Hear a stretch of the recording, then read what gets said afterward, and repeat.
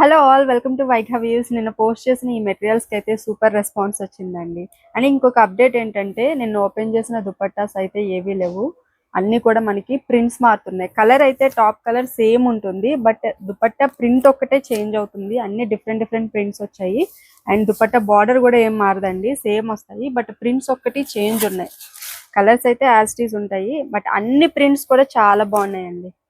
అన్ని ఓపెన్ చేయాలంటే కొంచెం కష్టము. సో అందుకనే మీకు అప్డేట్ చేద్దామని చెప్పి వీడియో చేస్తున్నాను.